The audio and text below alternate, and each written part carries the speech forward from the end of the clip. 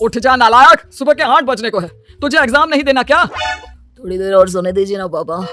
तू उठता है या फिर मैं तेरे ऊपर पानी फेंकूं? रोज गधों की तरह सोता रहता है, पेपर की कोई टेंशन ही नहीं है। और एक हमारा समय था जब हम पेपर में फेल होने के डर से रात भर पढ़ा करते थे, सो ही नहीं पाते थे। तो क्या आप उसका बदला मुझसे लेंगे? मैं 15 मिनट बाद उठ जाऊंगा, आप प्लीज जाइए, मुझे डिस्टर्ब मत कीजिए। इतना कहकर रौनक रजाई ढककर फिर से सो जाता है। तू ऐसा नहीं मानेगा, रुक मैं अभी पानी लेकर आता हूँ। बस फिर क्या था, इतना कहकर वो भागते हुए बाथरूम में जाते हैं और पानी की एक बड़ी सी बाल्टी लाकर रौनक के ऊपर फेंक देते हैं। पानी पड़ते ही रौनक झट से उठ जाता है। ये आपने क्या किया पापा? अब तू उठेगा नहीं तो यही करना पड़ेगा ना। वैसे थैंक्स डैड, आपके कारण अब मुझे नहाने की भी जरूरत नहीं पड़ेगी। चलिए अब आप माँ से बोलकर मेरे कपड़े निकलवा दीजिए, तब तक मैं ब्रश कर लेता हूँ। वैसे कल ना आप एक काम और करना, नहलाने के साथ साथ मुझे ब्रश भी करवा देना। ये ब्रश करने में ना मुझे बहुत आलस आता है। रौनक की बातों से अरविंद का मुंह खुला का खुला रह जाता है। वो अपनी पत्नी कमला के पास जाता है और रौनक की हरकतों के बारे में बताता है, जिसे सुन उसकी पत्नी हंसने लगती है। तुम अपने बेटे को समझाने के बजाय हंस रही हो। रौनक बच्चा है, धीरे धीरे सुधर जाएगा, आप क्यों उसके पीछे पड़े रहते हो? अभी नहीं सुधरेगा तो कब सुधरेगा? 10वीं क्लास में है रौनक, वो अब कोई बच्चा नहीं रहा।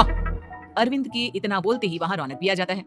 क्या डैड, मैंने आपको एक काम दिया था, वो भी नहीं हुआ आपसे। अरे क्या हुआ बेटा?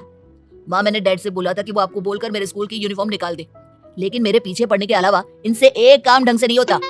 देख रही हो कमला, देख रही हो अपने लाडली को? अरे आप चुप रहिए जी। चलो बेटा, मैं तुम्हें कपड़े निकाल कर दे देती हूँ बस। ऐसे ही साल पर साल बीतते जाते हैं, लेकिन रौनक के रवैये में कोई बदलाव नहीं आता। वो पहले से भी ज्यादा आलसी और पूरी तरह अपने माता पिता पर निर्भर हो जाता है। 2 साल बाद पता नहीं कहाँ गायब रहता है पूरे दिन, अब तक तो आ जाना चाहिए था। अरे आप इतनी फिक्र क्यों कर रहे हो उसकी? दोस्तों के साथ खेल रहा होगा, आ जाएगा अभी। ये कोई टाइम है खेलने का? 10 बजने वाले हैं, इतनी रात में कौन खेलता है? कमला कुछ कहती उससे पहले ही रौनक वहाँ आ जाता है। मम्मी जल्दी से खाना लगा दो, बहुत भूख लग रही है। तुम्हें तब तक खाना नहीं मिलेगा जब तक तुम बता नहीं देते कि इतनी रात गए कहाँ से आ रहे हो।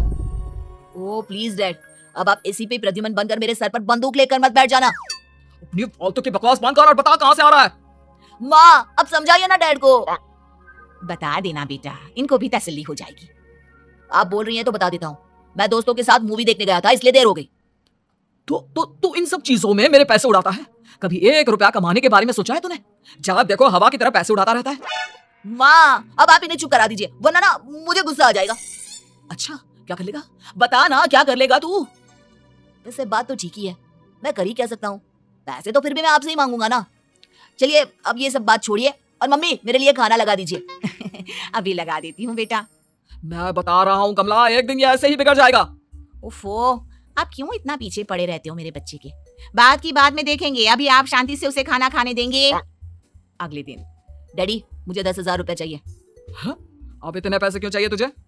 डैड आप बिना सवाल किए कभी पैसे नहीं दे सकते क्या? जब तक तू बताएगा नहीं तुझे पैसे भी नहीं मिलेंगे। अरे अब आप अपने बेटे को पैसे भी नहीं दे सकते? नालायक, तेरी उम्र के लोग नौकरी करते हैं और एक तू है जो नौकरी करने का नाम ही नहीं लेता कभी। आप लोगों के होते हुए भला मैं नौकरी क्यों करूं? अरे हम कब तक पैसे देंगे तुझे? तुझे भी तो अपने पैरों पर खड़ा होना होगा ना। कौन सा उधार के पैरों पर खड़ा हूँ? अपने ही तो पैरों पर खड़ा हूँ मैं। इसी तरह रौनक दिन प्रतिदिन लापरवाह होता जाता है। उसकी लापरवाही को देखते हुए अरविंद और कमला अपने बेटे की शादी कराने का फैसला लेते हैं और 1 महीने के अंदर अंदर ही रौनक की शादी मेघा नाम की लड़की से करा देते हैं। शादी के कुछ दिन बाद, रौनक मुझे एक अच्छी सी साड़ी चाहिए, आप ला दोगे ना? हाँ क्यों नहीं, कितने तक की आती है साड़ी? यही करीब 5,000 तक की। तुम चिंता मत करो, मैं आज ही डैडी से पैसे मांगकर तुम्हारे लिए साड़ी ले आऊंगा। आप कब तक ऐसे ही अपने पापा से पैसे मांगते रहेंगे? कोई अच्छी सी नौकरी क्यों नहीं कर लेते आप? अरे डैड के होते हुए मुझे नौकरी करने की जरूरत ही क्या है? पर आप ऐसे कब तक उनसे पैसे मांगते रहेंगे? कुछ आपको अपने दम पर भी तो करना होगा ना। अब तुम भी बाकी लोगों की तरह मुझे ज्ञान देना शुरू मत कर देना। साड़ी चाहिए ना तुम्हें, मिल जाएगी बस। इतना कहकर रौनक अपने पिता से पैसे मांगने चला जाता है। डैडी मुझे 5,000 रुपया चाहिए। अब 5,000 क्यों चाहिए तुझे? वो मेघा को साड़ी चाहिए थी। अरविंद आगे बिना कुछ कहे चुपचाप उसे पैसे निकाल कर दे देता है। कुछ दिन बाद, तुम्हें नहीं लगता कमला, रौनक हम पर पहले से भी ज्यादा डिपेंड हो गया है? मुझे तो अब उसके भविष्य की चिंता होने लगी है। कल को हमें कुछ हो गया तो वो क्या करेगा? काश तुमने पहले ये सोच लिया होता तो आज हमारा बेटा इतना लापरवाह नहीं होता। तब मुझे कहाँ पता था कि मेरा लाड़ प्यार उसे इतना बिगाड़ देगा कि वो इस हद तक लापरवाह बन जाएगा।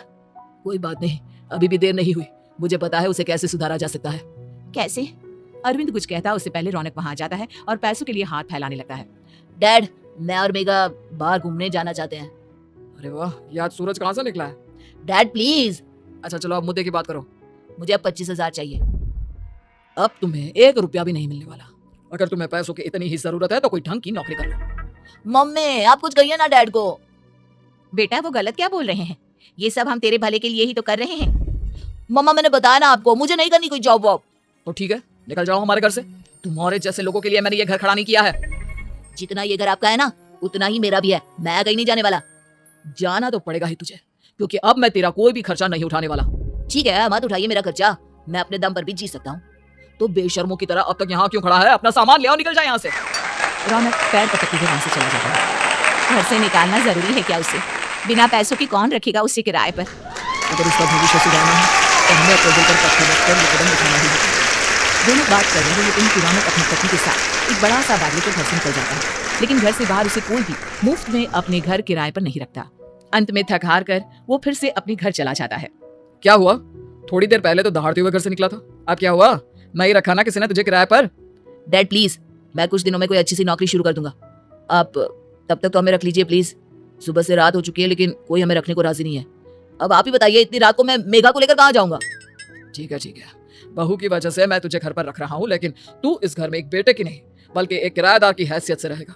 3 महीने हैं तेरे पास, इन 3 महीनों के अंदर अंदर मुझे तेरी पहली तनख्वाह हाथ में चाहिए, समझ गया? पक्का डैड, इन 3 महीनों के अंदर अंदर तो कोई बढ़िया सी नौकरी ढूंढ ही लूंगा मैं।